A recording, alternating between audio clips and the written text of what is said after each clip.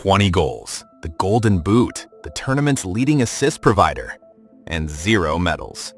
That was France's World Cup, the joint best attack on the planet, the top scorer, the top creator, and a 4th place finish. And then this number from the match that actually decided everything, 0.31.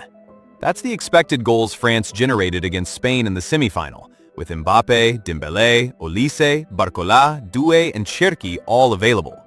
Yesterday, Zinedine Zidane was handed this team, and here's what most people get wrong about the job he just took. Zidane is not rebuilding a broken team.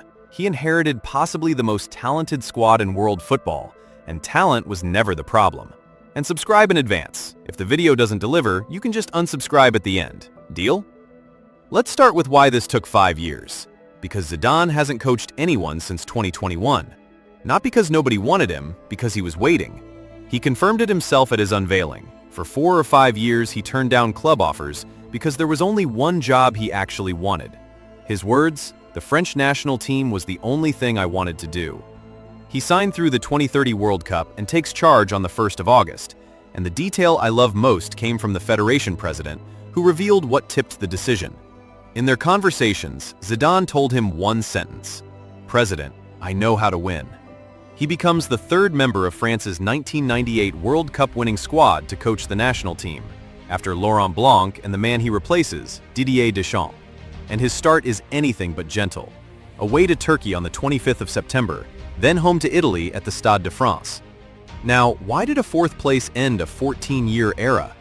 Because France's World Cup was really 2 different tournaments. 6 wins from their first 6 matches, 9 points from 9 in the group for the first time since 1998, 20 goals, the joint best attack of the competition.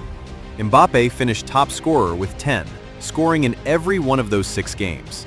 Olise led all players with 7 assists. And then it collapsed in exactly 2 matches. Spain, 0-2, and that 0.31 expected goals. England, in the 3rd place game, 4-0 down at halftime, losing 6-4. 2 defeats, 2 opposite diseases. Against Spain, France were too passive and too predictable. Against England, completely out of control. Zidane's real job is the space between those extremes. So what actually broke against Spain? France's model was built on speed. Win the ball, go vertical, let Mbappe and Dembélé run into open grass. It destroyed Senegal, Sweden, and Morocco, but Spain refused to give them grass. They controlled the middle through Rodri, kept the game slow, and defended in an organized block that forced France to solve them patiently against 11 set defenders.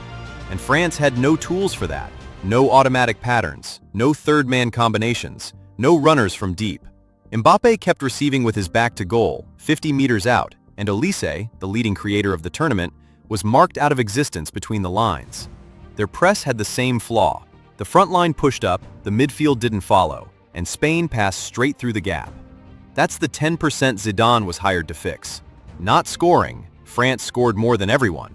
The problem is what happens when there's nowhere to run. And here I want to kill a myth.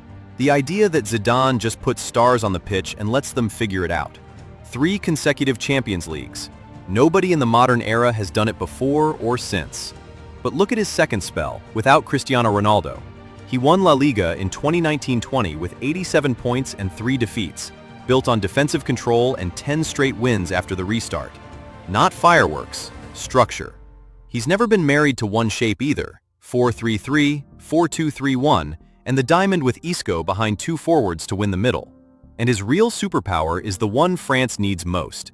He managed a dressing room containing Ronaldo, Ramos, Bale, Benzema, Modric, and Casemiro without it exploding. Because the hardest part of coaching France isn't picking 11 great players. It's explaining to another 11 why they're not playing. Which brings us to the question this whole cycle depends on. What does he do with Mbappe? The most useful comparison is late-era Cristiano. Under Zidane, Ronaldo stopped being a touchline winger and became a finisher, nominally left, actually living in the box, saving his energy for the runs that mattered. Do that with Mbappe. Free roll, attacking the space between fullback and center back, receiving facing goal instead of with his back to it, and you have a monster. But that system had a second piece, and it's the one France don't have. Ronaldo only worked because Benzema did the invisible job. dropping between the lines, dragging center backs away, connecting midfield to attack. So who is France's Benzema? Dembélé can drop and turn, but he's chaos, not control. Olise is the best candidate, top creator of the tournament, but Spain proved that freedom alone isn't enough. The system has to build space for him. Cherki is the natural 10, but he needs cover behind him. Zidane already has his new Ronaldo. Finding his new Benzema is the harder problem. Now, honestly, the reasons this could fail. 5 years away from the touchline, in a sport that got dramatically more structured while he was gone. Pressing schemes, build-up patterns, transition control.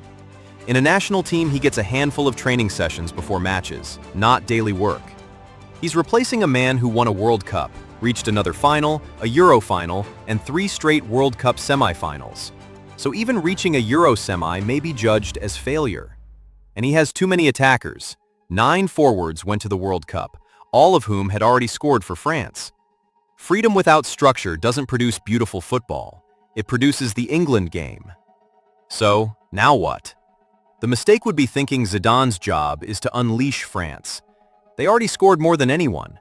His job is to make them smarter.